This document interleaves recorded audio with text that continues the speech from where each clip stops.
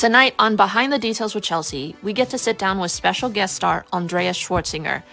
You've probably seen some of his lengthier responses if you're in any Facebook detailing groups when people ask questions like, what is the best sealant? Or which coating should I use? Andreas is extremely knowledgeable, and he's also a master trainer for Sonax, so I'm excited to sit down, pick his brain, and discuss some of the more popular questions when it comes to detailing. So let's go ahead and get started with the show. Good evening, everybody, and good morning to Andreas. You are joining us from what country? Switzerland. And it is what time there? 2 a.m. in the morning. Good Lord. Do you have a lot of Red Bulls beside you? Because I would. I actually tried to stop because I'm a heavy Red Bull user, but I actually tried to stop it. Well, I am honored that you are losing your sleep to be with us tonight, this morning. Good morning to those of you in Europe. But I have actually been really looking forward to this episode because I've been in many Facebook detailing groups for years now, and your name always just seems to pop up when people ask questions. And whenever I see your responses, it feels like I'm back in the like the Reddit forums, you know, how people would just like ask questions and there's just like a whole blog of answers. You have really deep intelligence and just research that I can tell you put into those answers. My first question is like, we'll get into like how you got into detailing and everything in just a second. I've wanted to ask you this question for forever. When you are typing up all these questions, do you just like copy and paste them? Do you have them like in a Excel spreadsheet somewhere where you're just like, oh, they've asked that question, we're just going to paste it in here? Or are you actually sitting there and typing all of that every single time?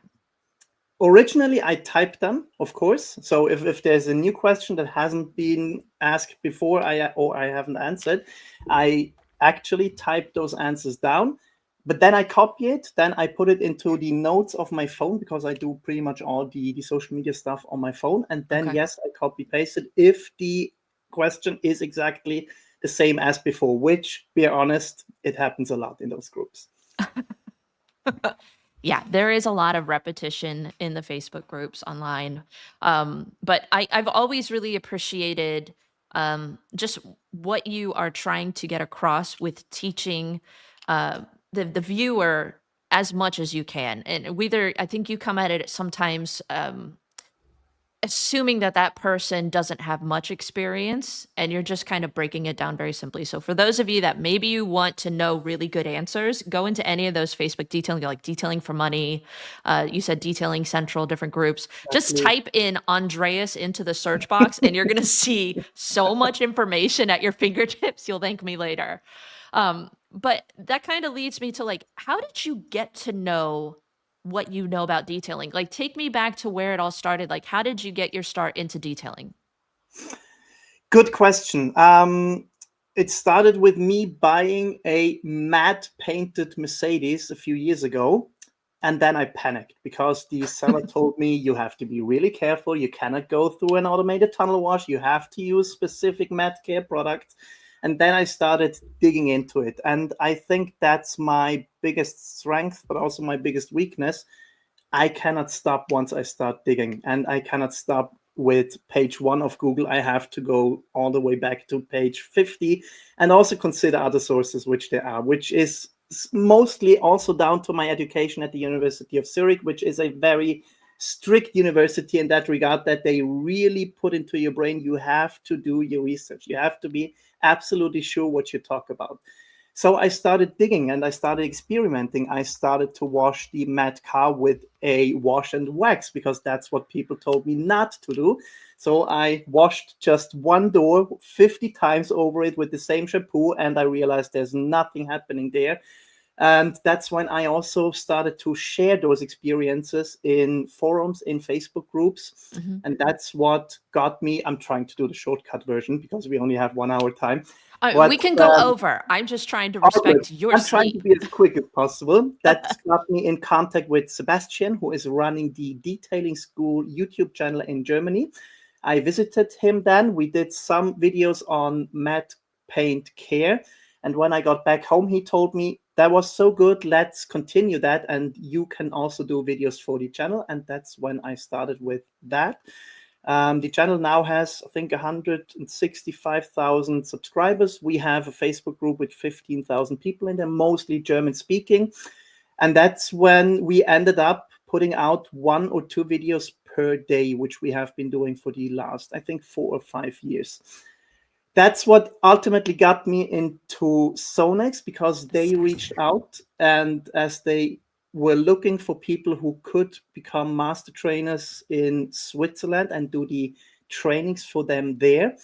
That happened, I think, 3 years ago. And then 2 years ago, I also got in contact with Ledermax, which is a leather care and leather repair specialist from Austria. They also educated me in all the leather stuff, and I'm also now a Ledermax master trainer. So it has all started with me being stupid enough to buy a mad car, and then started digging, started researching, doing tests, doing experiments, and that's how you got a knowledge in this place, I think, because detailing still is a place where there is no formal education. So you have to come up with it yourself. But the beautiful thing is you can come up with it yourself, because all the knowledge is out there. You just have to look for it. What did you do before detailing? I studied at the University of Zurich. I did my master's in business administration. And from the university on, we founded a company which is running Switzerland's largest online student platform. And that's what I'm doing. That's my main job, actually. That's what I do day in, day out. All the detailing stuff is on the side. Wow. Have you ever like actually worked in a detailing shop? Or has No. it just been kind of working with these manufacturers and being trained in their facilities and things like that? Sort of. When I lived in another place in Switzerland 3 years ago, I had a detailing studio which I shared with a good friend of mine. He is a professional detailer, and sometimes I helped him out, but I was never a professional detailer like you. No. Okay. What would you say was like the nastiest car you had to detail at your level? That was a car of a good friend of ours who has dogs, who hasn't been taking care of this car for, I would say, 10 years. So a lot of dog hair, a lot of dog smell, a lot of nasty stuff in there. That was probably the worst one. Well, you said, we were talking before we went live. You said that you and your girlfriend, between the two of you, have 10 dogs. We have 10 dogs. How, like, I want to get into maybe a little bit later in the show, like what are some pet hair removal tips, Yeah, absolutely. and things like that, because, I just want to kind of, we're going to geek out a little bit on this episode. I'm going to ask you questions about chemicals, about tips with detailing, because I feel like you have a lot of insight that you can offer. But I think I want to kind of validate to those that might be wondering, like, I watched the episode that you did with Eddie and Alex Yeah. about 5 months ago. And one thing that they had asked that it's always kind of intrigued me, and I think a lot of people might just question this about any influencer content creator online, like what gives you the authority to speak on Yeah. the subject? Like when it comes to education, how do you become like a master detailer? Is it just a couple classes that you're going to learn that? Is it years long of training that you're receiving to get to that level? That's a loaded question. If we talk about Sonax, it's actually rather simple. You have to have experience in the field, and you have to have a basic knowledge.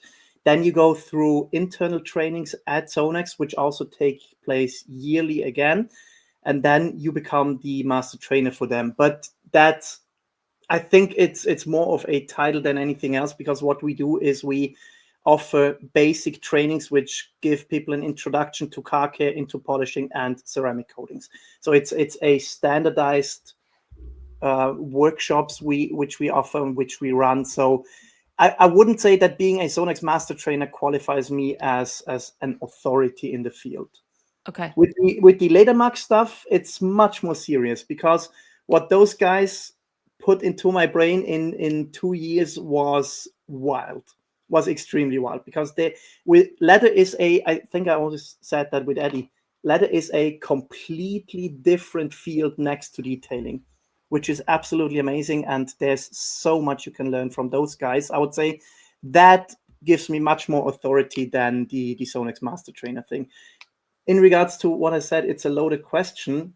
I don't think anyone has an answer to that. What gives you authority to answer question? And it's actually something, maybe that's the most frustrating thing in those groups, because always people ask those questions, what gives you the authority?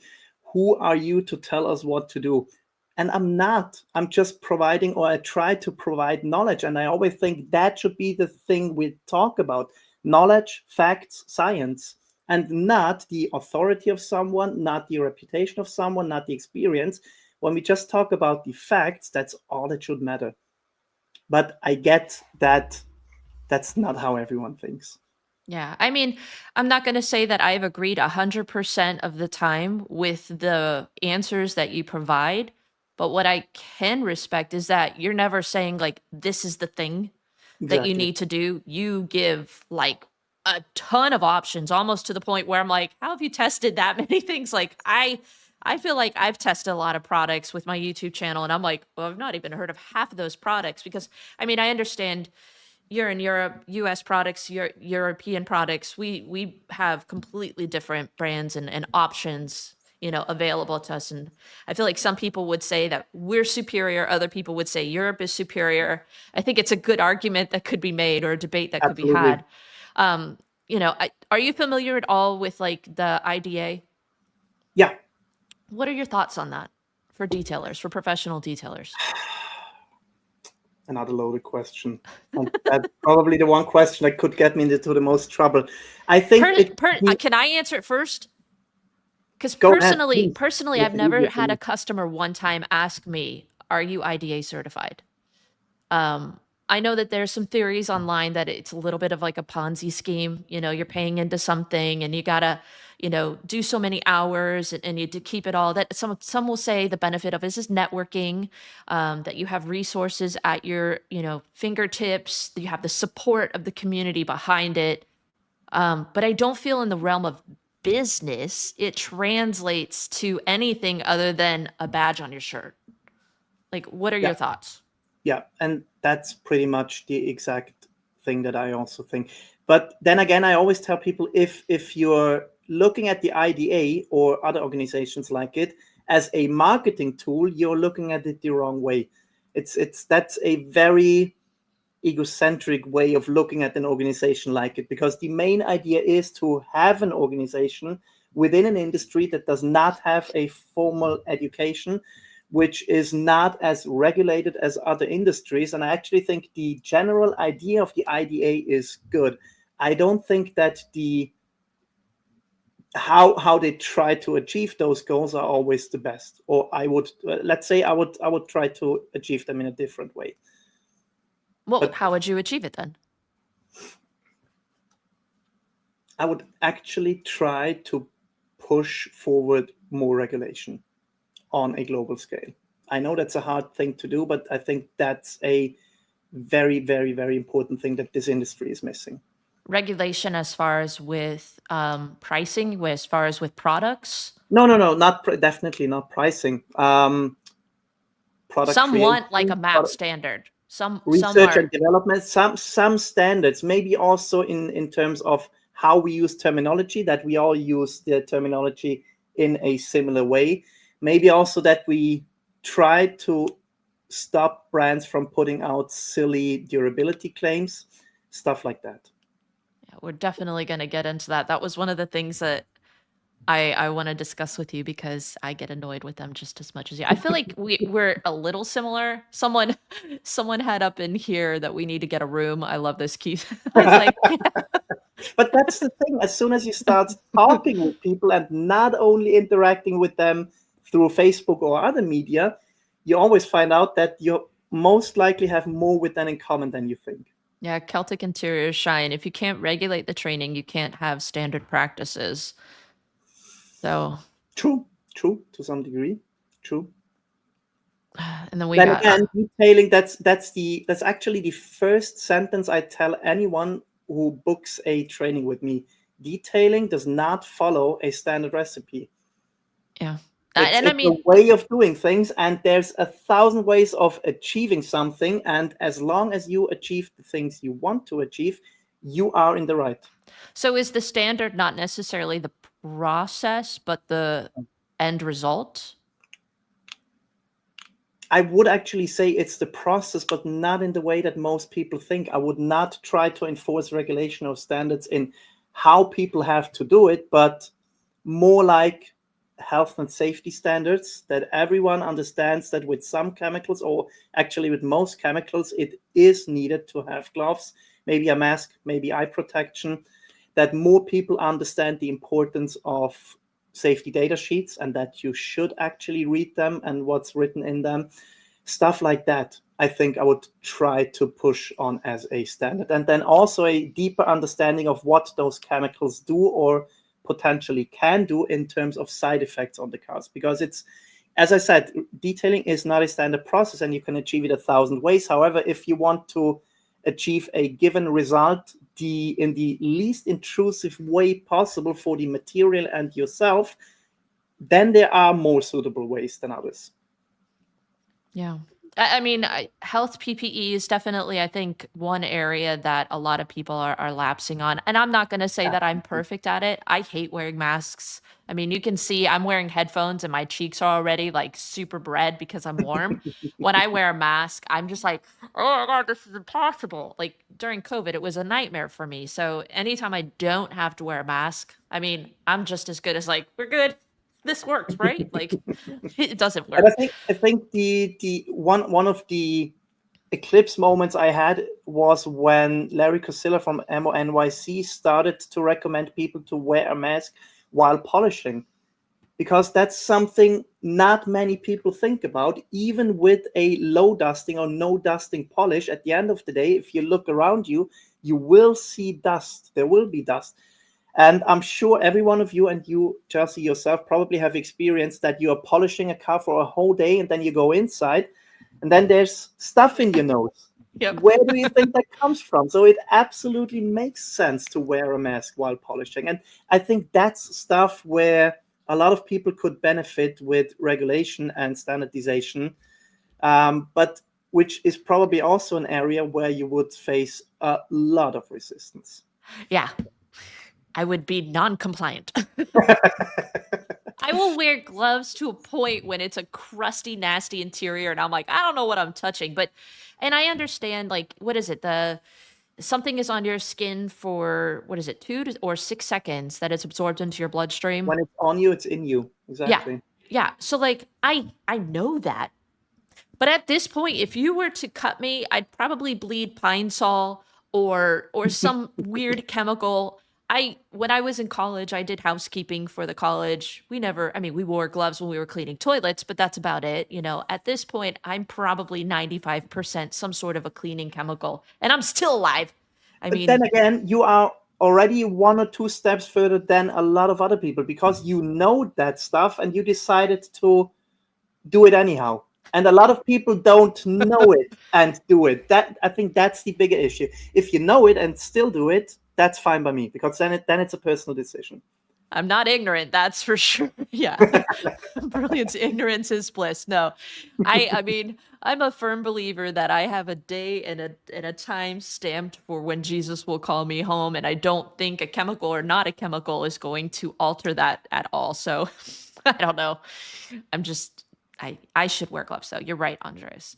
I think that's a good, very valid point to have. And I think, if something like the IDA could help with educating people on that whole and make it, I don't know. I don't know if there's a way to make PPE less annoying or invasive. It is what it is. But Probably. yeah.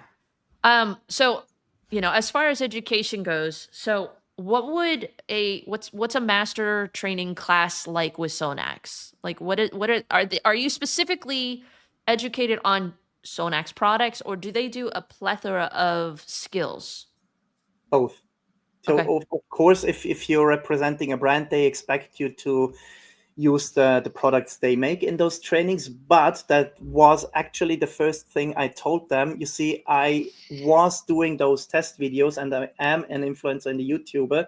So I will never be able to credibly tell people to only use Sonex products. So I wanted to be able, even in the Sonex trainings, to tell people about other products when they ask for it. And Sonex was open enough, and still is, that they said that's absolutely no issue with them. So yes, we are trained on the products, obviously, but also on processes. And yearly we have a sort of recertification where they introduce us to the new products, but there's also always a additional topic, like for example, sanding or leather, where we go deeper into it. So it's both. It's Okay. processes, it's techniques, it's chemistry, and it's the products. Okay. I know when you agreed to come on, I did a ton of research just trying to learn a little bit more about you, because I always like to at least have an idea of who I'm going to be talking with, versus be like, who are you? I've always known you from your Facebook posts, learned more about the online content creation, and then the platform that you have for students and things like that. But one thing that I heard behind the grapevine with Eddie and Jamie is that I shouldn't talk to you about what is the best, and I shouldn't talk to you about leather. So I wanted to ask you, what is the best code? Just kidding. We're definitely going to talk about leather, but I kind of want to start off. I know that you have a podcast that you do with Reggie from Labo Cosmetica, correct? Exactly. That's the reason why I'm wearing this shirt, because I know for a fact that a very special person in this industry, which I consider a very good friend, will be watching this podcast tomorrow. So, Reggie, that's for you. Well, I was watching the episode that you did with Reggie where you guys were talking about how this is the stupidest question that you see within different groups. And I couldn't agree with you more, because I feel like it's a very subjective question. But when you see someone asking what is the best, like what goes through your mind? Right now, what goes through my mind is very simple. We did a podcast episode on it, so I just shared the link to that podcast. So we made it very copy simple and paste. Exactly. Now, you see, the best possible way to answer such a question would always be to ask that person, give me another field or hobby which you're into. Let's say it's skiing or snowboarding. Then I can ask that person the question, what is the best snowboard? Or what is the best car? And then he will probably tell me, well, that depends. And that's exactly the same thing with detailing. It always depends. And in any field, any hobby, any profession, there is no best product. And I just always assume that by now, in the year 2025, we all should know that. And still people ask that question. And I just personally think it's a lazy question. It's trying to find a shortcut and trying to exchange your time with the time of someone else, who then has to explain to you what the compromises are, which all products consist of. That's my issue with that question. So what would you rather they ask instead of what is the best? What is the best pH neutral car shampoo, which I only use in a bucket, not in a foam lens, which costs between $10 and $20? That's a very specific question, which I can provide you with a very clear answer to.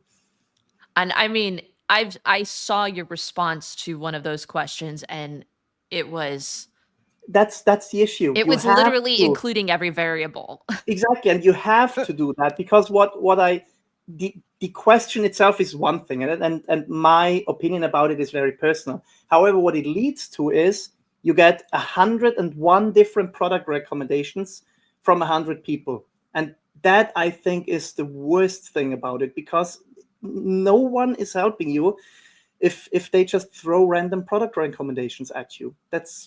It's not helpful, I think. Yeah, Eddie says here, that's a lie. The best is what you think is the best. And I think sometimes that's just simply what it comes down to is, which is your most preferred product? You know, what is your favorite? Then again, if someone asks what is the best car shampoo for you, I don't have an issue with that question. Yeah. So I know that when you did your podcast episode with Eddie and Alex, which that was a great one, by the way. Thank you. I learned a lot. That's down to Eddie. He's a good moderator. He is. Honestly, no one can be quite as entertaining as Eddie can be. As Eddie well should as have his own late night talk show. I don't think his wife would care for that, but he's got kids that got to go to school. And in fact, I hope my kids don't come in here now because you might see my son like plugging in his iPad in a little bit because he normally goes to bed around 9.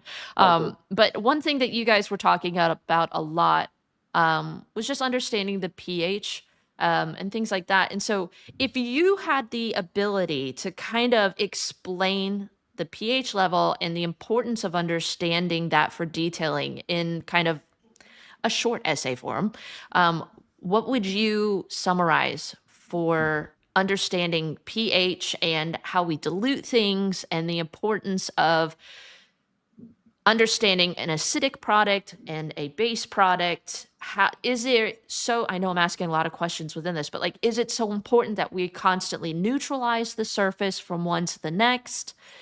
Yeah. I try to give you a very simple example, and which is probably close to everyone's heart. Let's talk about grilling. When you start to grill stuff, it's important that you know about the basic principles of heat. And with the pH, it's exactly the same. You have to understand that heat is good and heat helps you within a certain margin. And as soon as we go to the extremes with either heat or the cold, then we start having issues, or let's say we have to know what we're actually doing. And that's the thing with the pH, which a lot of people don't understand. It's a very basic number which tells you how acidic or how alkaline a product is. But what not many people know is that the pH scale is logarithmic. Meaning if we stay within, 7 is neutral, right? I think that's basic knowledge. 7 is neutral. As long as we stay within, I would say 5 to 9, pretty much all is good, because when you dilute the products, you are getting closer to something neutral. As soon as we start about talking the extremes, so 10, 11, 13, 14, or on the lower side for the acidic products, logarithmic means that you would have to put a liter bottle of a product that has a pH value of 14 into a swimming pool in order to make it neutral again. That's the important message I think not many people understand. So you can have a glass of water and put a small drop of a pH 14 product in there, and the pH value will jump. And that's why I think pH values are important, because they are not the end of all things. They don't give you a definitive answer on how safe products are or how potentially dangerous they are. However, as soon as we start talking about the extreme ones, they actually do tell you something about the products. Because Eddie had a good point in the episode that you guys, I know I keep referring to, it was just really good, but I met with a representative from Koshemi a few years ago, and he was talking about the pH levels. They're really big on their bottles to have the pH levels. And he said, like, to every, let's say you have something that is 12 and a half. And if you were to dilute it to a certain degree, you could lower that closer to like 11 and a half. And I think when people hear things like that, they think, well, if I dilute it even more, I get it closer to 10 and a half, and then add a little more water and I'm almost pH neutral. But if you're saying that I literally have to dump it into a swimming pool to get it from, let's say 12 back to 7, not probably to that extreme, but still a mammoth amount of water, more than just going from, let's say 5 to 1 or 1 to 5 to like, 1 to what is it, 32? I don't know, even more water. I'm not the best with dilutions, I'll be honest with you. You start throwing numbers at me and I'm like, carry the 3. But yeah, that's exactly the, I think that's the biggest implication. If you have a very alkaline product, so a pre-wash and APC, if you dilute it 1 by 10, you jump 1 point in the pH scale.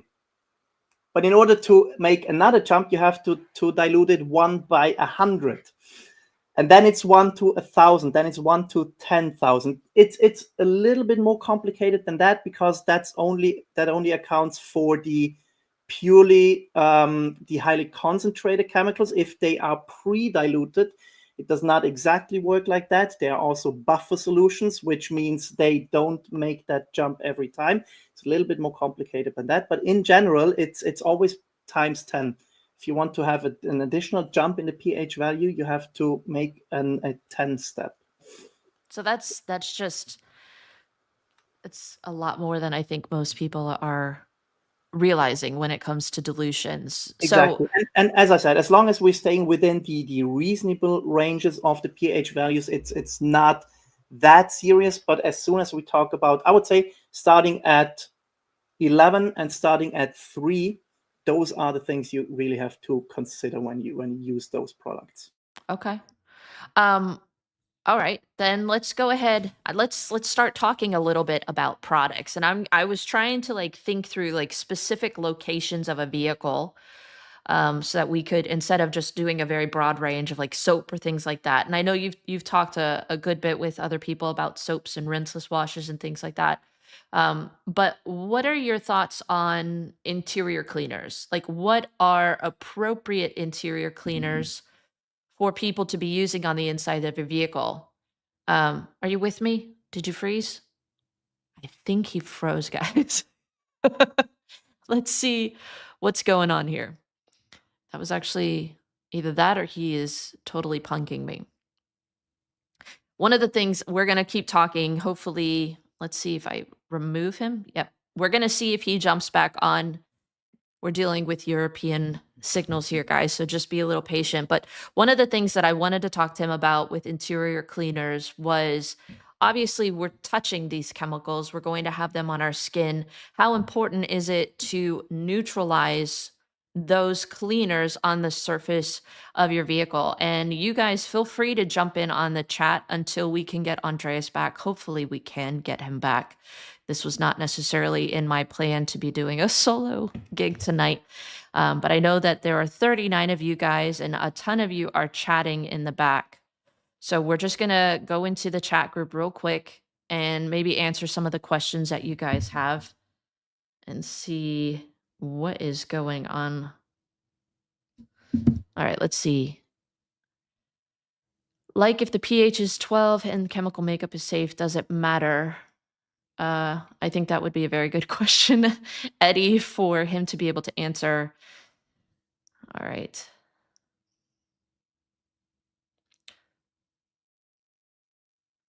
I'm reading while you guys are sitting here, so forgive me, guys. And a bunch of you are still chatting. We're going to catch up. All right. So we're going to shift gears here a little bit. Instead of talking with Andreas, because I don't know if he's actually going to be coming back, we're going to shift gears a little bit and we're going to talk about some of my favorite interior cleaners. This is very impromptu. I have no script for this. So when it comes to interior cleaning, I will tell you guys this, that I've used some that are really high pH cleaners that they will end up damaging the plastic coat on top any of your leathers, or they end up potentially burning any of the plastics. So I do try to keep the plastic cleaners that I'm using to kind of a lower pH. But when it comes to leather cleaners, it sometimes, what do you guys think when it comes to cleaning really grimy leathers? What do you guys like to use for leather? Personally, I've used some really high pH ones that sometimes they're the only solution in a really grimy situation. But when it comes to a maintenance on a vehicle, I typically will use specific products. All right. Give me 1 second, guys, because I'm actually going to text Andreas to see if we can get back in touch with him, because I was actually really excited to do this episode with him.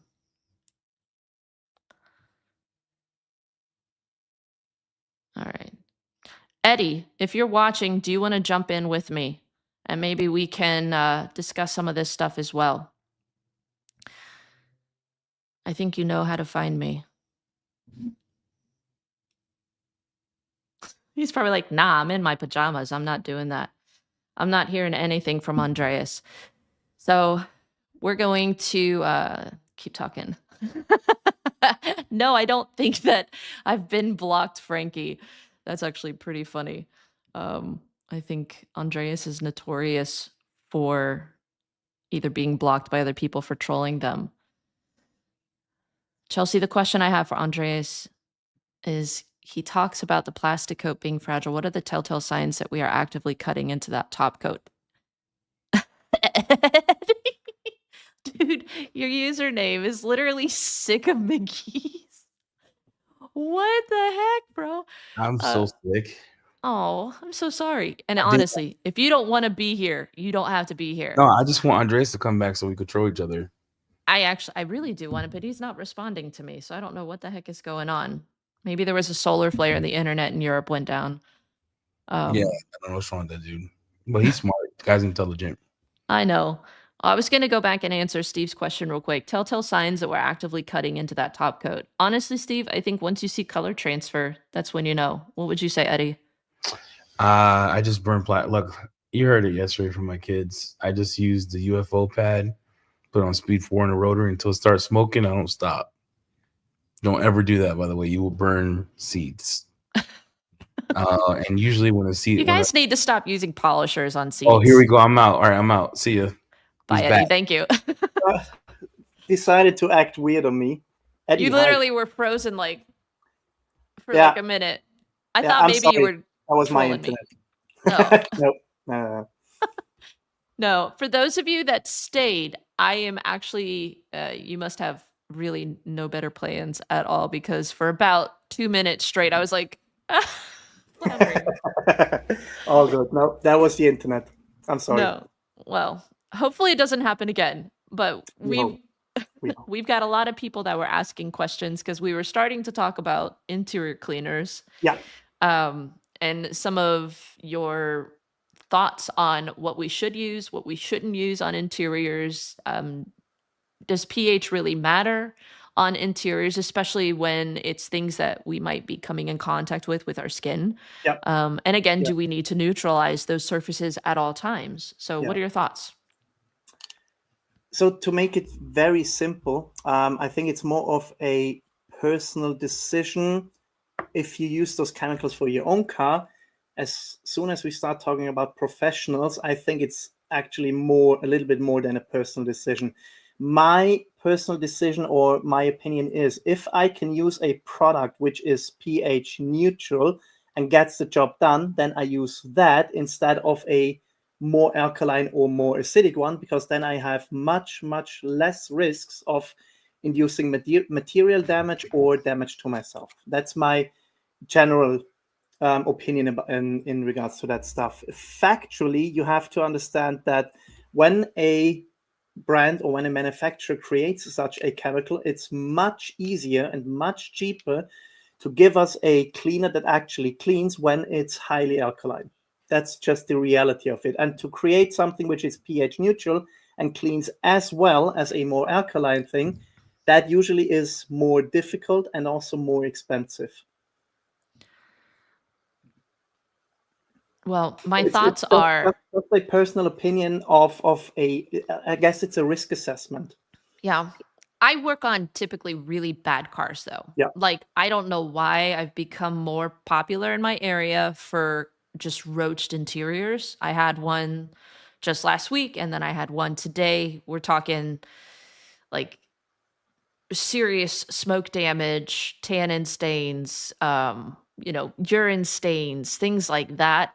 Yeah. Even if I'm cleaning leather, I rarely get them where they're like, we're just doing a general maintenance. It's like, we haven't cleaned our vehicle in like 4 years, and I'm supposed to cut through 4 years of grime in one day. Yeah. I'm not supposed to use a magic eraser. I watched your video. I'm not supposed to use a brush. I do use a Scrub Ninja, and sometimes I resign to using a higher pH leather cleaner that's like a pH of 12. Yeah. I know in which scenarios not to use those products, and I know which scenarios it is okay. But is it my understanding from when I watched that video, like anytime I'm using anything that's a higher pH, am I stripping or removing that top coat off of the leather, or am I weakening it? Like, if we use it routinely, Yep. It's doing major damage, but if I use it once to do a heavy cleaning, am I okay? And then we just maintained with the pH neutral cleaner moving forward? That's the biggest issue in regards to those questions. There is no correct answer and there is no easy answer to it. If you are lucky, and if this top coat is in a new car that has been treated properly before, if the tannery, which put the leather inside that car, did a good job, then you could be lucky and you could get away with cleaning it once with such a high pH product and a Scrub Ninja, for example.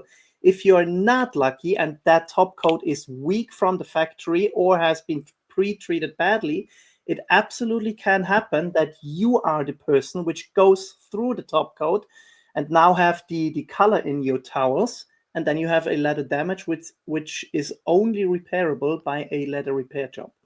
So again, it's a general risk assessment that you have to take. If you are 100% sure what you're doing, and if you're 100% sure that that top coat is intact and very resistant, then you can get away with it. But neither I nor the leather experts who I work with know that. You cannot know that because you cannot see it. Well, Steve asked that question. What are the telltale signs that we are actively cutting into that top coat? I mean, other than color transfer. There are signs that you're facing a weakened top coat. If you, for example, cleaning a steering wheel and the stuff you have in your towel is black, when it's a black leather steering wheel, that's not dirt. That's already color. And well, it could be ash. I mean, if the vehicle's been smoked in, it could be. It could be smoke. There's one very good sign. If you clean over it once, and then you have black stuff in it, and you clean over it again, and there's not a single black stuff in it, then you are right. If you're cleaning over it and you have black stuff again and again and again and again, you know that there is no top coat left. Also, a rather good sign is if the leather feels very sticky after you cleaned it. Yeah. That's also a very good sign that the top coat is already weakened, if not even destroyed and gone. So those are good tell signs. That's true. So, I mean, I've always just done it. If I start to see color transfer, abort, stop what you're doing. That's the best way. Yeah. Because then you're looking at a repair job. And I mean, we can break it down to one very simple analogy I always ask people.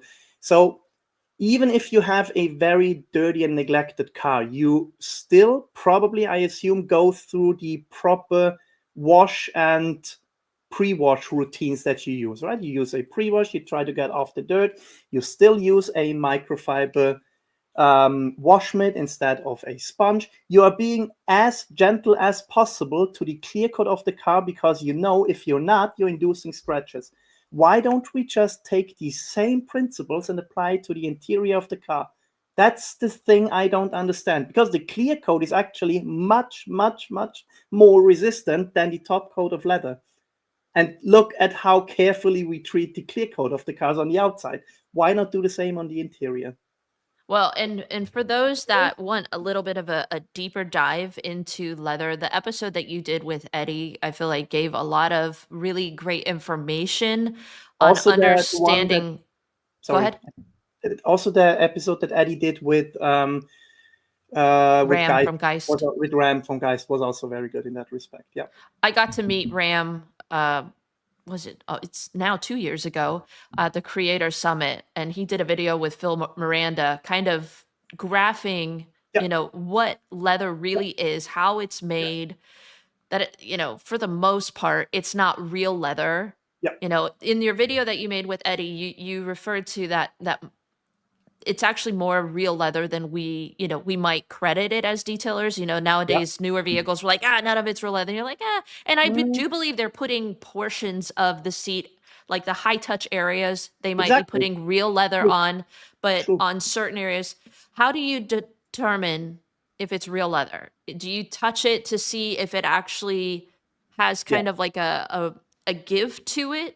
Yeah. Is that the way you tell? That's the best way of doing it. That being said, those synthetic leathers become better and better because you have to understand what the manufacturers are trying to do. They're trying to give you the impression of real leather without paying for the real leather. So of course they're trying to make that fake leather as good as possible, even if in how it feels. However, you can usually feel it if you press your finger in it and the leather has a completely consistent dimple in it. That's usually a tell sign that it's a fake leather, because real leather has more wrinkles in it. And then also, if you grab the leather and try to work it a little bit, fake leather usually feels a little bit rubbery, whereas the real leather has not so much give in it. That's a way of trying to tell it. However, I think that's the thing I also told Eddie in his podcast episode. It really doesn't matter if we have real or synthetic leather, because both of those usually have the top coat on it. So what we treat and clean is the top coat, and the same principles apply. It really doesn't matter. So then Celtic Interior Shine, they have asked a good question. How would you clean a disaster leather seat? That's such a good question, because it boils back down to what I said in the beginning. Detailing is a process where you have to decide how far you will go and which steps you want to take. I would start still with a disaster detail with the least aggressive method possible. So I would grab a good pH neutral or close to pH neutral leather cleaner. I would grab a leather cleaning sponge and try it with that and see how far I can go. If I know my leather cleaner and know its capabilities, I already know at that point, if stuff is still there after maybe a second or third cleaning cycle, that I will not be able to get that stuff out without removing the top coat. And at that point, I personally would stop and tell the customer, look, that stuff that was on your seat has started to migrate into the top coat, and the only way I can get it out is by removing top coat, and I personally don't want to do it. So the next step would be trying to convince the customer to get a leather repair job, a proper leather repair job, which means removing the top coat, removing a portion of the existing base coat, and reapplying that stuff. Okay, so then That's how I would do it. You left off this with this this would be an interesting topic to discuss with Eddie. Let's talk actual leather repair. What does that look like? And I mean, you said you don't want to take the top coat off of the leather. Yep. To, if there's really heavy dirt within it, that you would rather do a leather repair. Yep. Yet we will remove clear coat from a vehicle without thinking about it, and we'll put a ceramic coating over top of it to strengthen it. So why couldn't you just use that same principle and say, I might be removing some of the top coat off of the leather. We're going to clean it properly and then put a leather coating on top of it. I kind of know how you feel about leather coatings, but let's get into it. Is a leather coating a substantial way to protect a leather seat? If we've kind of had to go a little bit deeper than we want to with cleaning it. Obviously, not everyone can do leather repair. Not every customer can afford it, and not everyone is skilled in being able to properly do it. True. So can leather coatings be a okay standard, at least, to give us some protection? How much time do we have? Go. So to give you a short answer, no. A leather coating of any sort is not a replacement for a leather repair job, not in any shape, way, or form. I knew that was the answer. It was more like devil's advocate, but that's so okay. It's the comparison would be to put a wax on top of a car where you completely removed the clear coat. That's the equivalent of putting a ceramic coating on a leather where you removed the top coat. Because you have to understand one thing: the top coat of leather is much more intelligent than clear coat is. Clear coat has basically one aim, which is to protect the base coat from UV rays. That's its main job. It's not functionalized. It's not hydrophobic from the factory. It's just that. So if we remove clear coat, we remove a little bit of its ability to provide the UV protection, but we don't remove it completely. With a leather top coat, which has much more and more intelligent purposes there, in order to make the leather more resistant to wear, to the jeans wear, for example, in order to make it less prone to getting dirty again. And some of those abilities are in the upmost top layer of the top coat. So you can go ahead and say, I only removed a small fraction of the top coat, but then you already removed a very functional layer of it. And also you have to understand that the thickness of the top coat of the leather is usually between, if you're lucky, 200 to maybe more like 100 microns. That's it. That's all we have. Oh, wow. That's all we have. It's a very, very, very thin layer. And if you can ask Ram if he wants to do it, but if you apply a repair top coat to a plexiglass sheet, you can then peel it off, and then you can actually see how fragile it is. And then you understand, as soon as we start getting into very aggressive methods like magic erasers, you have seconds on some top coats, on weaker ones, and already weakened ones with wrong techniques before, you have seconds going through it with a magic eraser. I know you said in your episode with Eddie that you recommend just using kind of like a sponge. Yeah. You know, at most maybe a scrub ninja, yeah. Would you say, as long as you're not like going hardcore with a high alkaline cleaner? Yeah. So then that being said, all right, so what options do we have then to protect leather? Are you a fan of something like a G-Technique, like a leather coat that's more like a sealant versus a general, true coating? Because my biggest issue with leather coatings, I don't put them on customers' vehicles anymore because there's no way to remove them. Really. Because, and I've seen it where I'll coat a customer's vehicle and maybe on a bolster or something where we have a lot of friction going in and out. Over time, I'll actually start to see applicator lines from when we applied it. It didn't show the first year, but as it started to wear, and there's no way that I can remove that. I can't polish a leather seat. You know, I could use a magic eraser, but you'd probably be way more aggressive than you really need to. You'd probably have to scrub pretty aggressively to remove a leather coating. So I don't like the way they wear, so I don't do it because most customers aren't going to come back in a year to say, reapply a coating, because that's really the only solution you have to undo that unevenness. Exactly. Yeah, true. And it boils down to two issues. If we talk about a real and true ceramic coating, which actually creates something that forms a consistent layer on top of the top coat, then it has to be based on solvents. And as soon as we induce solvents, that means that those solvents will attack the top coat. They have to, because otherwise the ceramic coating would not stick to that. And as soon as we do that, we know we damage the original top coat.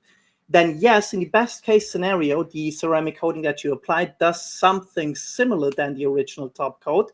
However, then comes the second issue I have with ceramic coatings.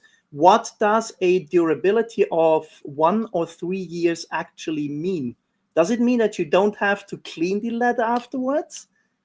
No, because it's still a car that you use probably daily, so you have to clean it. If I would give you a ceramic coating for your underwear and tell you it will last 3 years, what does that mean? Do you not change and clean your underwear? No, and that's the other issue that I have. When you actually do testing, and most ceramic coatings for leather promise that they create some sort of hydrophobic properties. If you apply it to a part of the leather, let it cure, then you show that it's actually hydrophobic, and then you clean over it once, the hydrophobics are gone. What does that tell you about the real durability of that coating? Because you have to still clean that leather. Well, and the fact every time you reapply the coating, you start to weaken and damage the top coat even more. It weakens the top coat. Exactly, because of the solvents. You know what?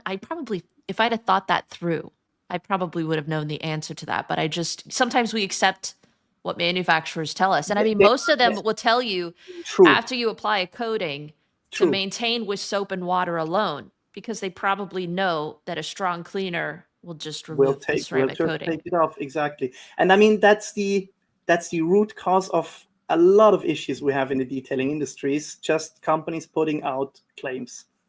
Yeah. I mean, the only way to really know sometimes is to test it and to try it. True. But yeah, I mean, I'm not a huge fan of it, but while you were off into, who knows where, Eddie jumped on for just a second.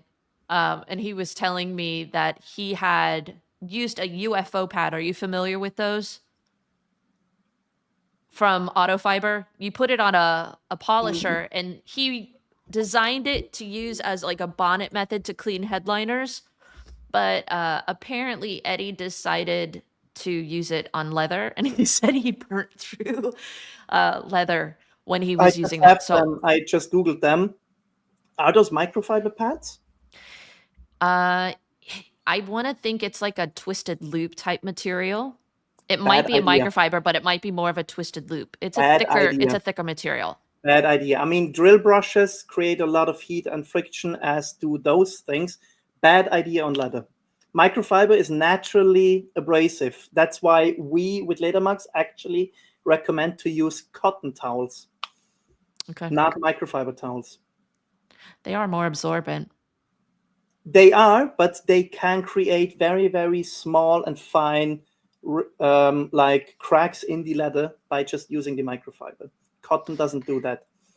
So you don't agree with the technique of polishing, using a polisher on leather seats with a microfiber pad? Nope. It always scares me because that backing plate is spinning so fast. You go at a wrong angle, you're going to burn through that in a split second. And people just say it comes down to technique. But personally, I just, I mean, it's a stupid comparison because leather in a car has nothing to do with living skin anymore. However, when it comes to the safeness of techniques and materials and tools, you can always try it first on your hand. If it doesn't feel very nice on your hand, it's not a good idea to use on leather. That's a good way to equate it. If it gets a little too hot and then I'm uncomfortable, then probably not a good idea then. It's skin. So you just have to think of it like that. It was skin. All right. So we've said leather coatings not really going to do what they're promising that they should do. Actual leather repair. A leather sealant might be a more viable option. Yes, usually, leather needs to breathe. Those allow leather to breathe better. Because for me, my other issue with coatings is, leather, we're always talking about conditioning and things like that, which I don't really believe there's any benefits to conditioners. I hate doing them. They streak. They don't get absorbed. Yep. But, everyone says that it keeps them more plush. But when we have a coating, we are locking in that substrate so that it can't breathe. Wouldn't that technically dry out the leather and cause it to crack faster than if it wasn't coated? If that coating actually creates an impenetrable barrier, then yes. But I'm not sure that a ceramic coating actually does that on leather. I'm not sure. I think no one can actually prove it. In regards to the breathing ability of leather, yes and no. Leather once was a skin. It's completely dead after the tannery process, and then it gets treated with a primer, a base coat, and a top coat. And when we talk about breathability of leather, we talk about, I think it's a 2 or 5% value of moisture which has to go through it. That's what we talk about when we talk about breathability. It's a very, very, very low percentage. But leather itself does not live anymore, so leather itself does not need to be able to breathe. It's more the ability to absorb and work with moisture. Because leather gets wet in cars. Let's be realistic about it. Yeah. It contracts heat, so you're gonna have moisture. Exactly, and the best option and the safest option is a sort of leather sealant. With Ledermax, it's called the Conditioner 2.0, which is a stupid name. We know that because it's not a conditioner. It's more like a sealant or a protector. Colorlock, I think, has a protector. Geist has I forgot the name. They also have a long-term sealant. Then again, with all those sealants, what I told you in the beginning, if a manufacturer tells me that this will last a year, what does it mean? I still have to clean the leather. That's why we usually recommend to clean the leather every 3 months, reapply the sealant, and that's the safest compromise between keeping it clean and not cleaning it too often. So for those of us that don't have Ledermax, have you tried the DIY Detail, their interior ceramic? Would something like that work? I wouldn't use it because I read the material safety data sheet, and those solvents which are in there, I'm not sure it's a good idea to use on leather. Because it can compromise the top coat? Exactly. Okay. All right. So I think Geist is generally a good option. Because I saw a question in the chat earlier where someone asked if I only recommend Ledermax. The issue that you have to understand is I know so much about leather by now that I cannot with my conscience tell you anything else.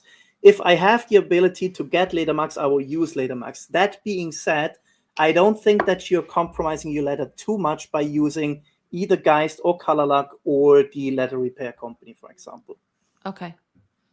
Well, maybe Eddie and Jamie will come out with something. I mean, apparently they are very educated, and Eddie's been talking up in the chat so much about how he's braiding off that top coat whenever he sits on it. Conversation. No, that very, very good point, because that's always something we get as an oppositional comment. You are sitting in it and you're rubbing over it with your jeans. Do you have jeans on you? I'm in sweatpants, but yeah. If you have jeans at some day, rub over it with your fingers and then tell me how bad it feels. Jeans are not that bad. It's cotton. And the tanneries, when they do rub cycle testings, they do it with cotton pads. Jeans are not that abrasive and they're not that bad for leather. That's the thing. Then why do they transfer so much? Why do they what? Why do they transfer dyes so much if they're not so bad? Because the jeans are not always made in a proper way. So then how do you prevent gene transfer? With a good sealant. And the 3 that you recommended are the and regular cleaning cycles, exactly. But literally you said only once every 3 months you really need to clean leather? Yeah. Because everything that gets on the top coat is absorbed by the protector. Then you remove the protector with the cleaning cycle and then you reapply it. That's the safest way of doing it. I've always had this thought, if body oil is like the worst for leather, everyone's like shiny leather is dirty leather, all this stuff, and we want to clean that shiny look from it, then why are we slathering conditioners, onto it that give it that shiny look? Completely other topic, but let me put it this way. I am working with Zonex. I have also good friends at Labo Cosmetica. I have good contacts with other car care brands. And let me tell you that the inconvenient truth is that most car care companies don't know too much about leather. They just create products which the consumers want. And for many, many years, people wanted to have shiny leather. I think that only changed in the last, I would say, 10, 20, maybe 30 years. And those products are still around. And yes, you're absolutely right. Those conditioners which make it shiny, slippery, and squeaky are actually not doing you any good for your leather. So then, okay, you said last video with Eddie that you wanted to talk about real leather repair. What would that look like for an everyday detailer to learn that skill? You usually go through a training which is anything between 3 days and a week or 2, depending on which company you go for. And to give you a very brief overview, you first have to really deep clean the leather, remove anything that could later prohibit the additional layers that you apply from sticking to it. Like an IPA wipe? No, that's not enough. Usually not. But you really deep clean it first. You then remove the existing top coat with a good portion of the base coat. And that's where a real leather repair differs from a dyeing process. Because usually a dye is applied to the existing top coat, which may stick to it or most of the times it does not. Those leather repair kits for steering wheels usually do not last very long. Okay. So a real leather repair job is first cleaning it, removing the existing top coat, then filling all the cracks that you have, and maybe also like real ripples that you have in there. Then you usually apply some sort of a primer, then the base coat, then the top coat with cross-linkeners, with hardness, in order to make sure that that stuff actually lasts.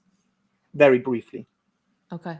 And you have to learn how to properly prepare the leather. You have to learn how to use the cross-linkers properly, you usually work with a spray gun, how to use the spray gun properly. It's not rocket science. I personally think any decent professional detailer can learn it within a week or two, but it does take training to do it.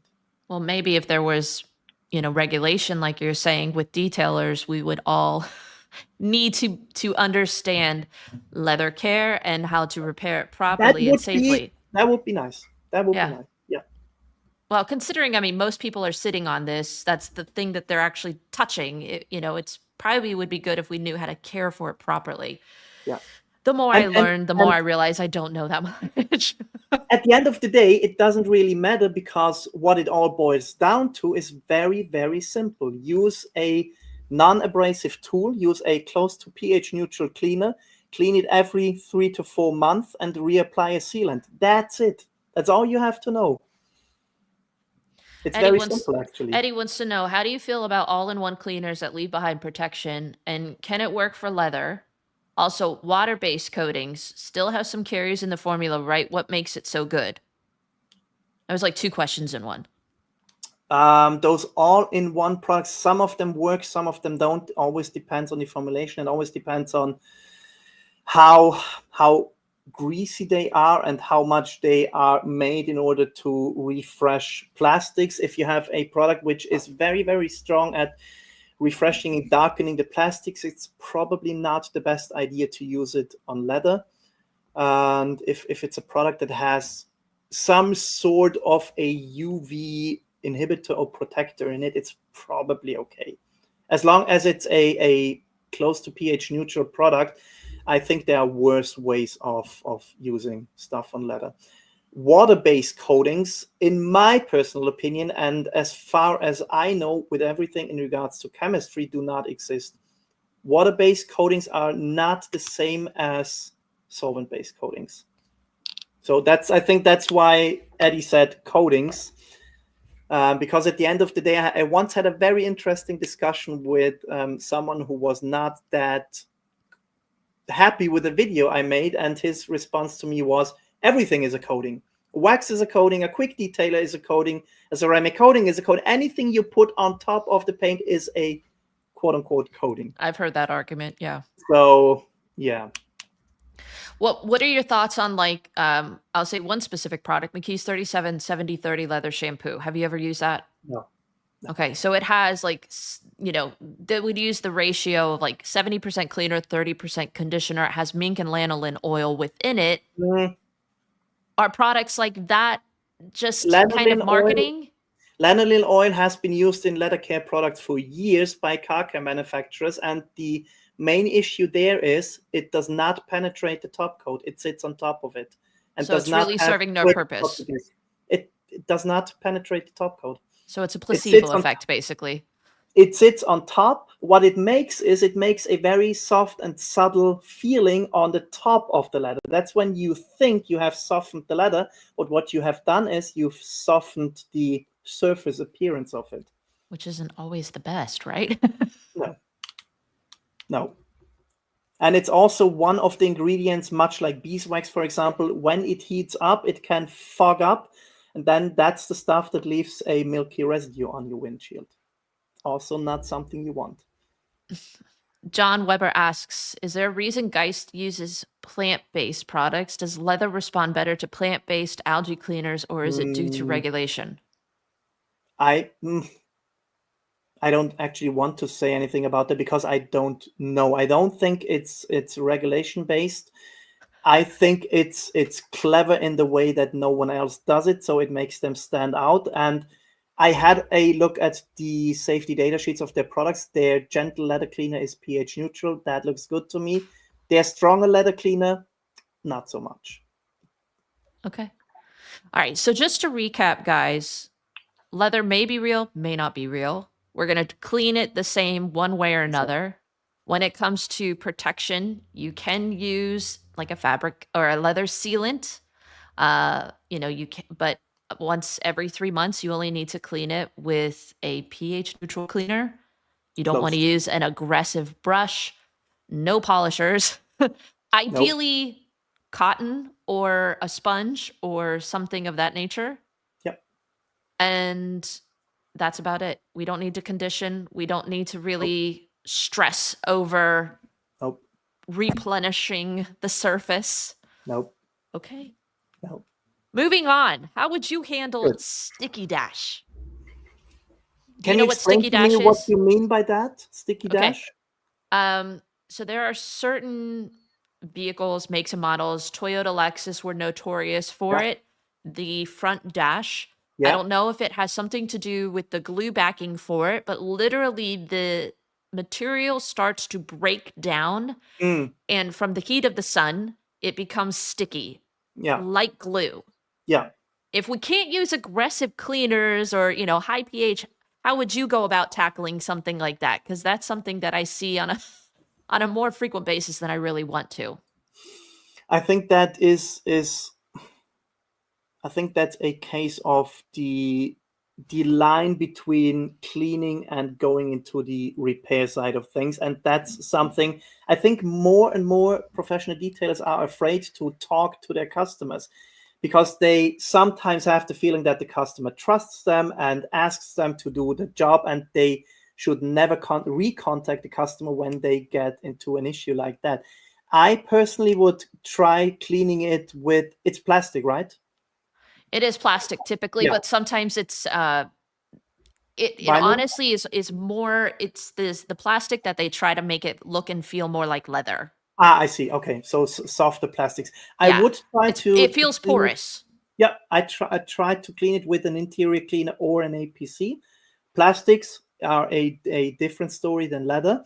If that does not make it better whatsoever, I would contact the customer, explain the situation to them, that the softeners which are in those plastics have probably escaped because those manufacturers use a bad quality plastic, and that the best way to do it is either go for a repair, but considering how immensely complicated such a repair on plastic is, I would just tell them, get a new dashboard, get a new cover. That's the way I would do it.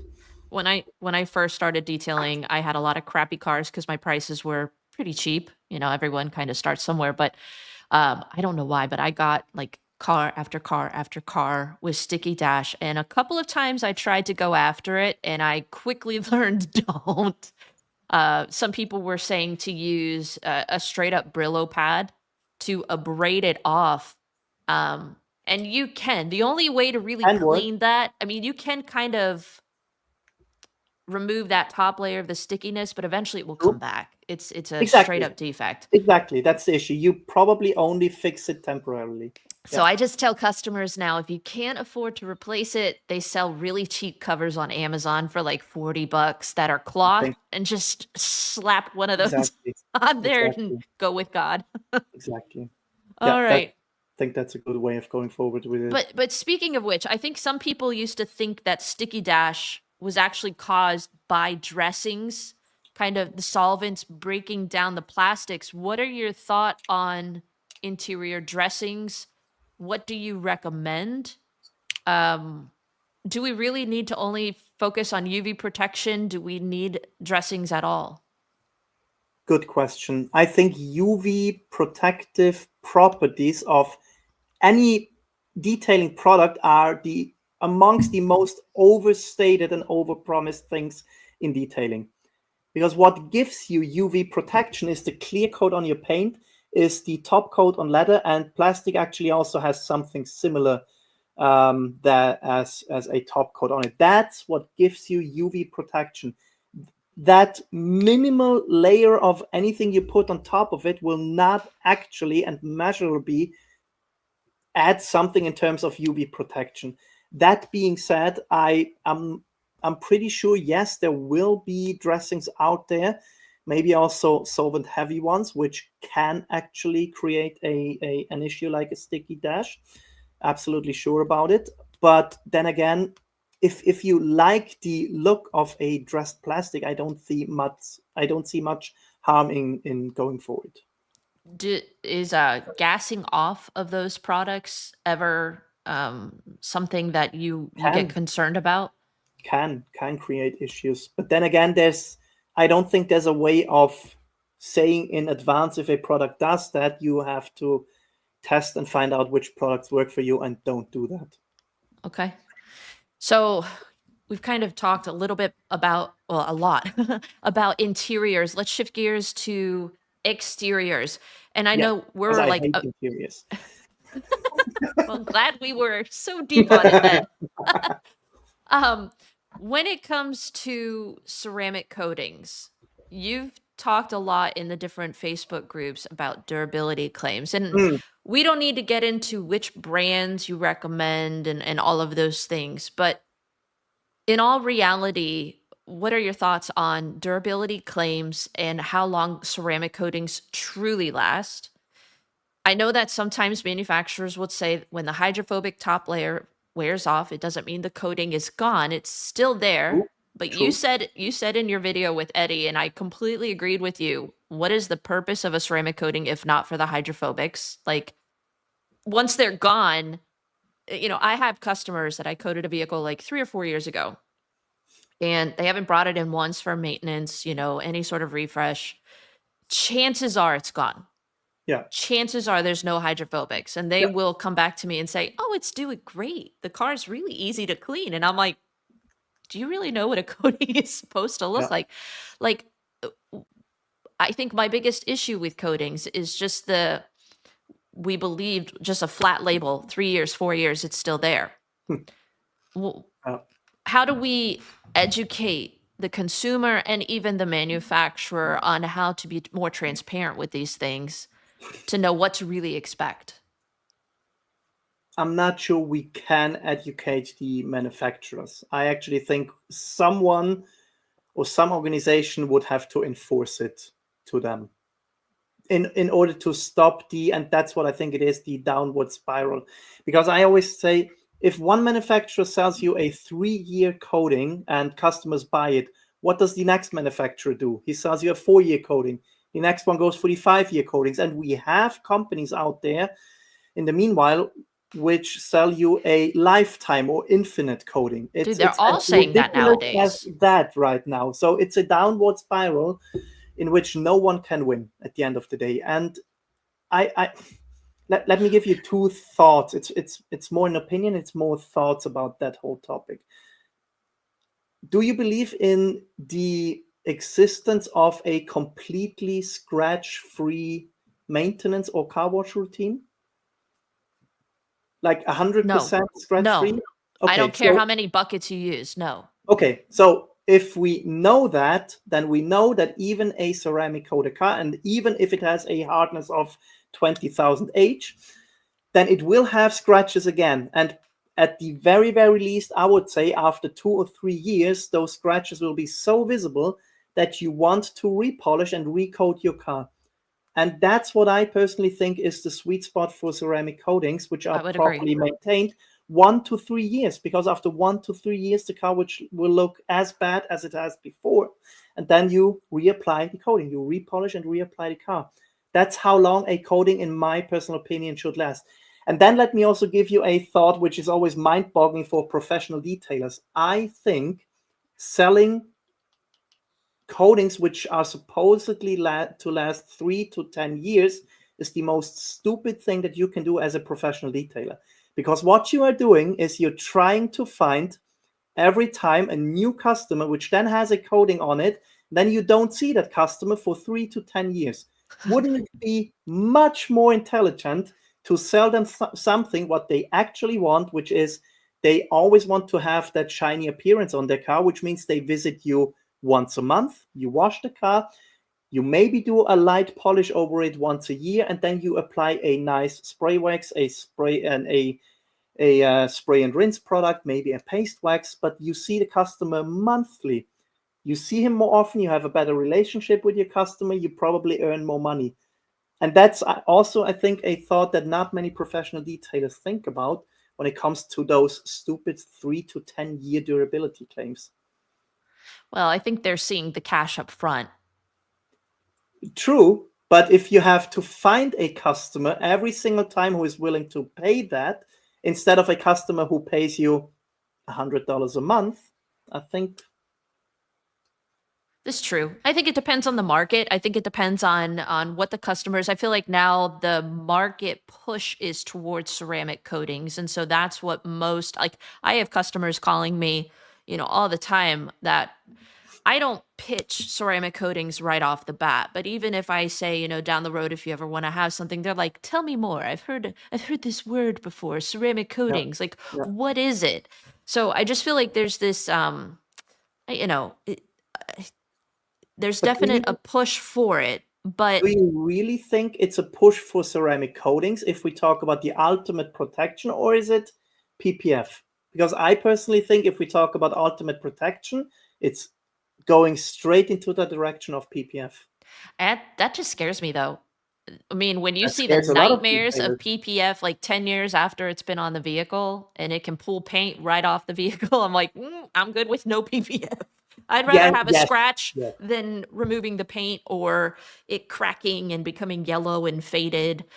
So, because let's face it, I mean, sometimes you can afford to get it on, but you can't afford to get it off.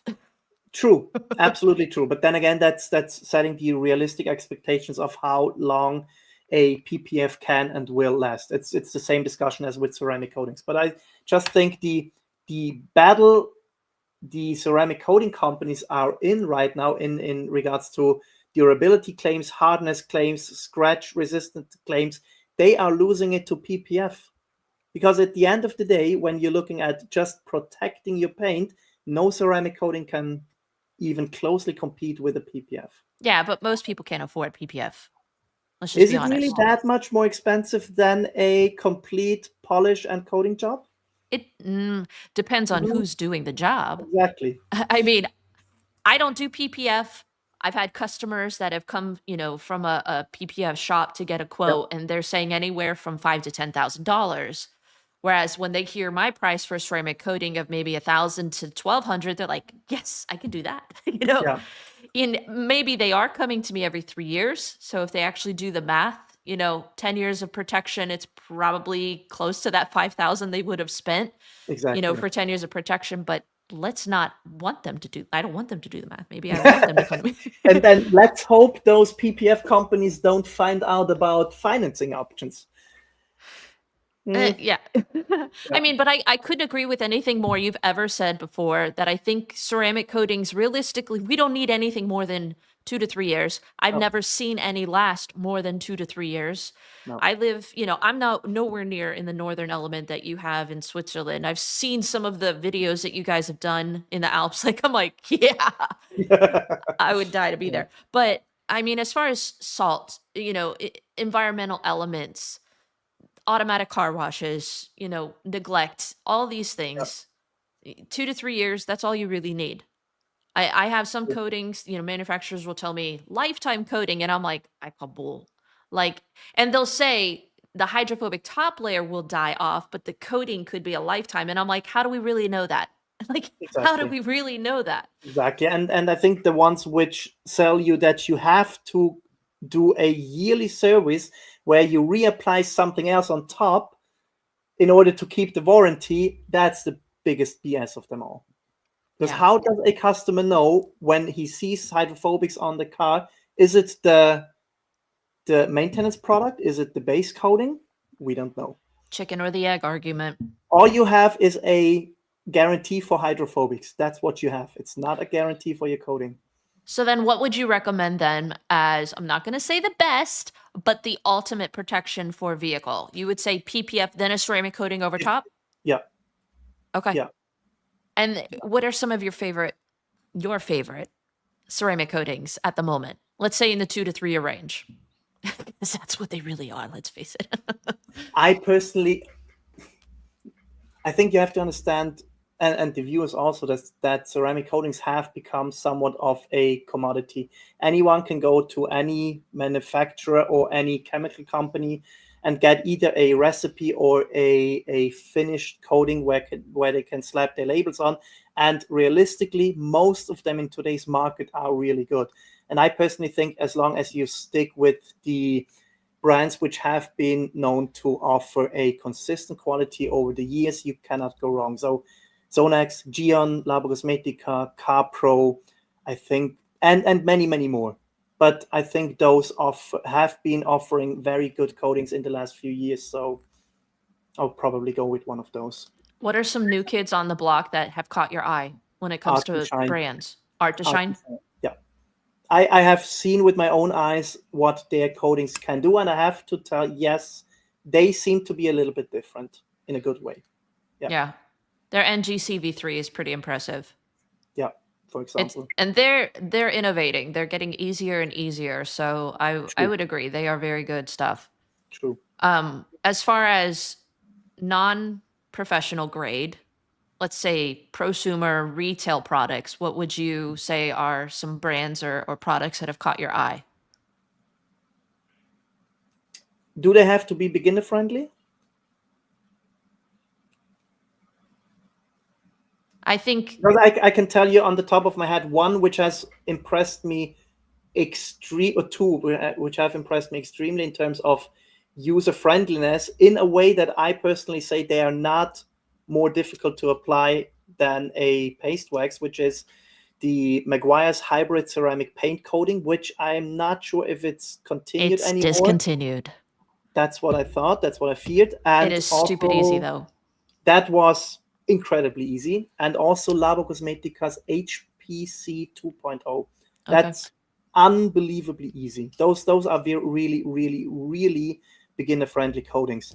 In terms of the prosumer ones, I am not the biggest fan of Geon as a brand, but Geon Moss Evo is a fantastic ceramic coating. I still stand by that.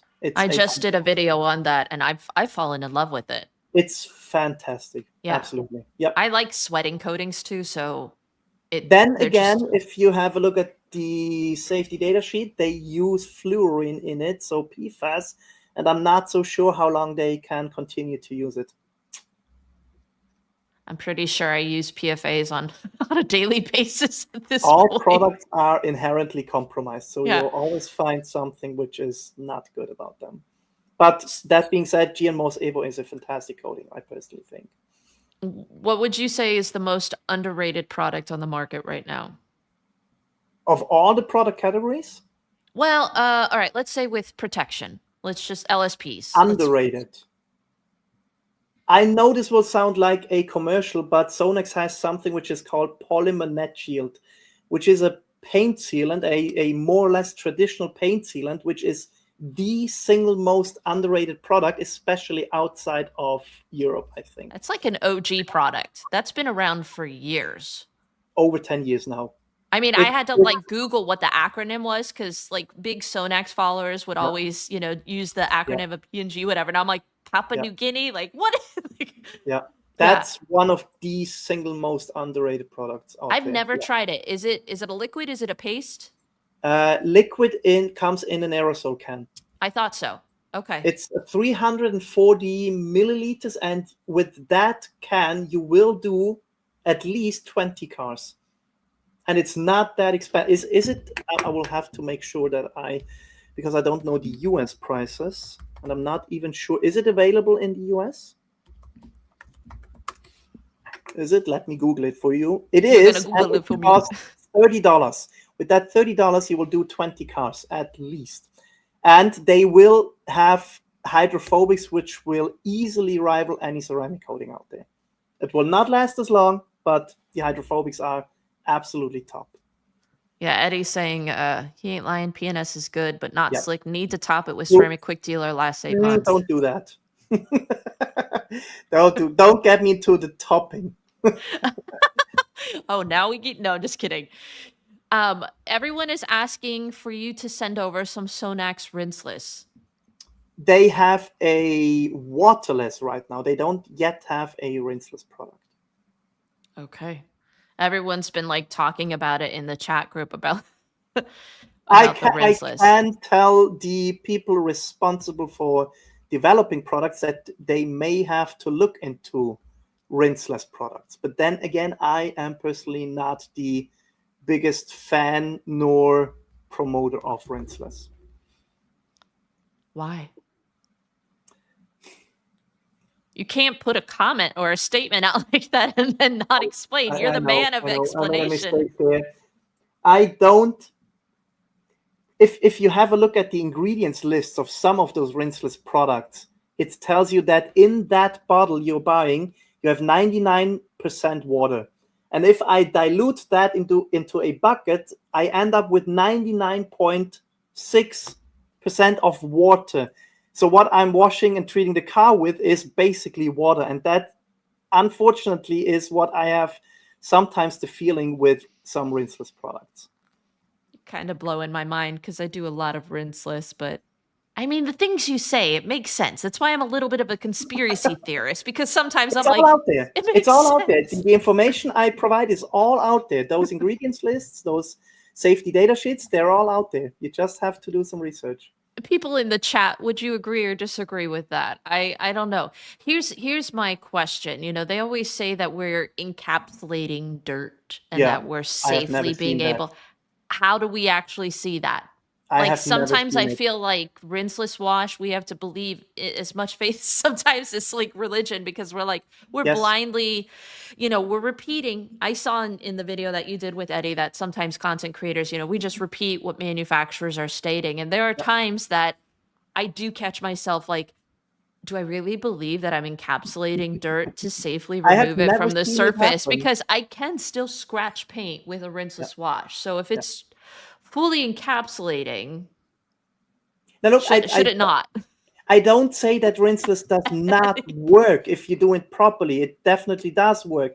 However, I have never seen that encapsulation happening. I've never seen it. And I think that's it's a thing that you have to actually believe the manufacturers that it's actually happening. I know that video by Optimum exists where they supposedly show it, but all I saw in that video was separation, not encapsulation. Okay. I don't know. It's interesting. I think I don't know. I want to challenge the status quo sometimes, but at other times I just want to. It makes me feel better to believe it. So. Yeah, and also rinseless is almost non-existent in Europe. So asking a German company developing a rinseless product, I honestly think they wouldn't understand it. No, they'd probably just say, we need another foaming pre-soak. Exactly. I think you have good rinseless products in the US. So then maybe we can educate your people.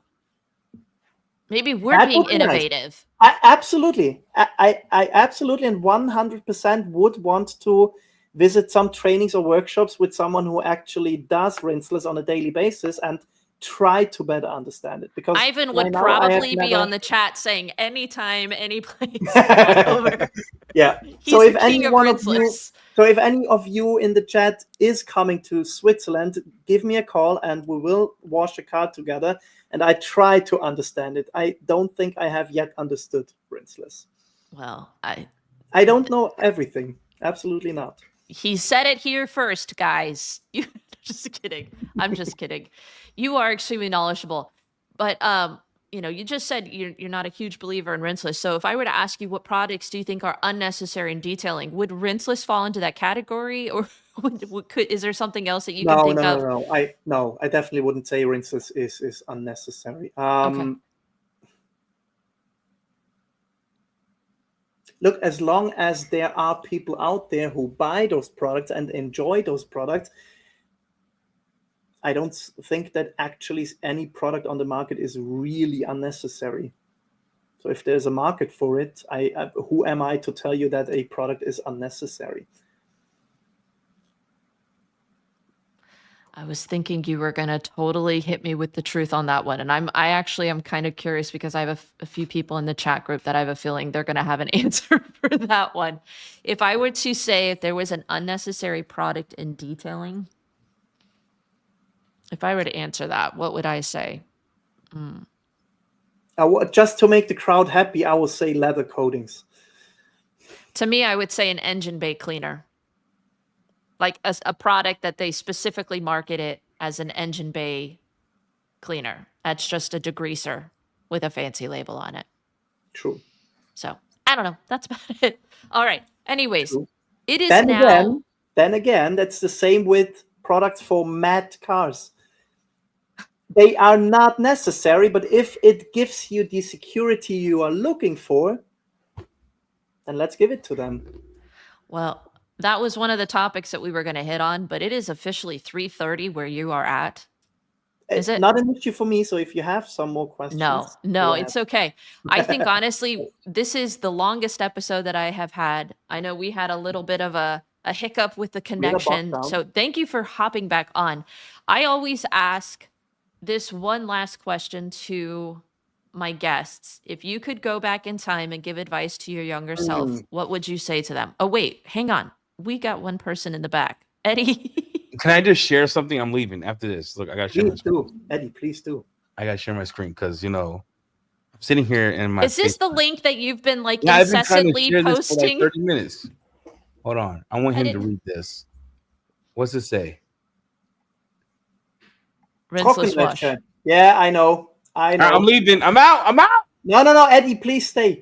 No. That's a battle I fight with the Zonex guys for years now. Rinseless wash. Because they not always use the correct English terms. They also have a all-in-one, which they call a one-step, which is not a pure product. Rinseless, Andreas. They call it a rinseless. It's not a rinseless. It's a waterless wash, a ready-to-use waterless wash. Look at the definition: for the gentle cleaning of vehicles without water. It's a waterless wash. It's not a rinseless. So we just got to change the logo. Zonex has to get.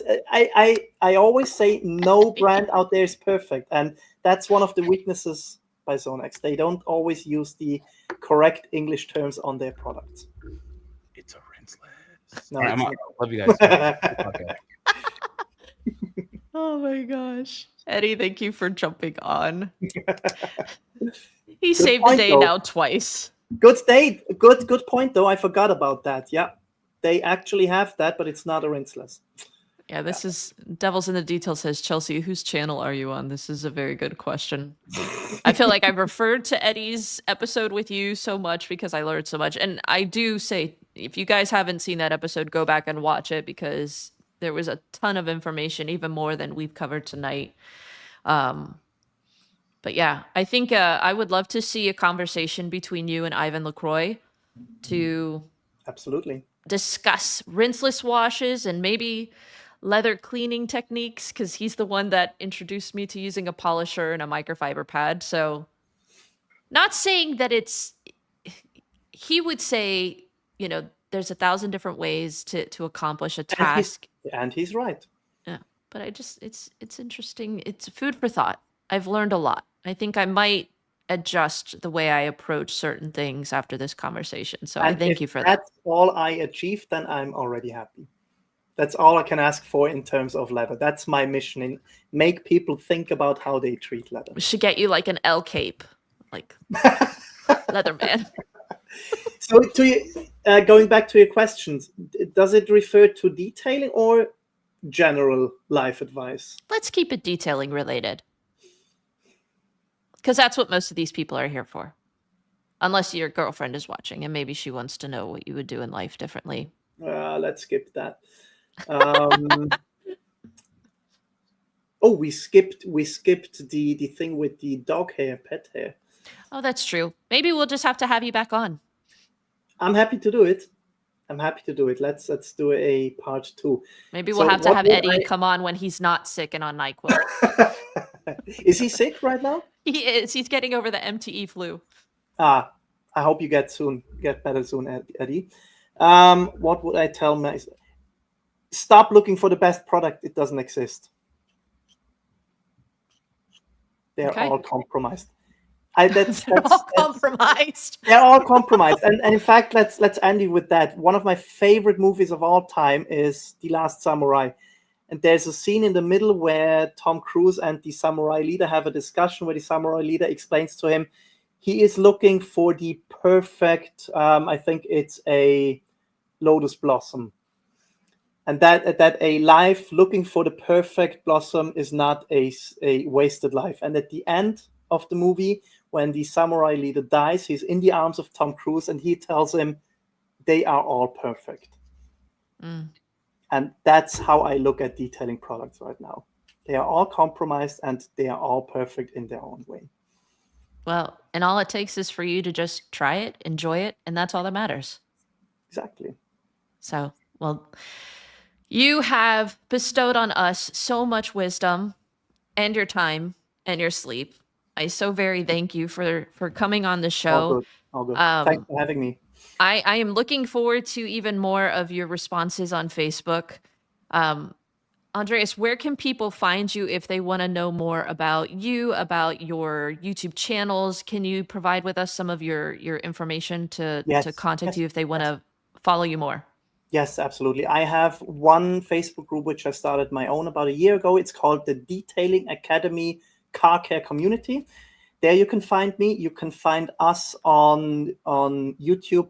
The channel is called Detailing School. We recently started translating all our videos into English with the help of AI. So there's also a channel called Detailing School English right now. And you can write me an email if you want to at andreas@detailing-academy.ch. Awesome. Well, thank you. And for those of you that have been in the comment section this entire night, thank you so much for hanging out with us tonight. Next week, I'm actually really excited about this one. There's not a ton of women in the detailing industry, but there are several that are becoming more prominent. And we're going to be having Sydney Gwynn from PNS, Christy Torres from The Details in Me, Christine Morden from Detailer Chick, and Julie Tree from 3T Detailing on. We're going to kind of discuss what it's like being a female in a male-dominated industry. Ooh, hot We're topic. also going to be talking about just our experiences as women, period, with detailing. It's not going to be, a sexist episode by any means, but I really want to try to encourage more women to get into the industry or to just kind of show women, period, in this industry to encourage more people to just put their voice out there. And answer any questions that you guys might have. So Sydney will be able to answer any questions about PNS. Christy, just come on, bring your questions. Hopefully you guys will be able to join us next Wednesday, 8 p.m. Hopefully we won't have any sort of solar flares where the internet goes down where they live. But thank you so much, Andreas. I hope you have a wonderful night's rest. And to the rest of you, thank you for joining me. We'll see you guys next week. Bye. All right. Bye. Thank you.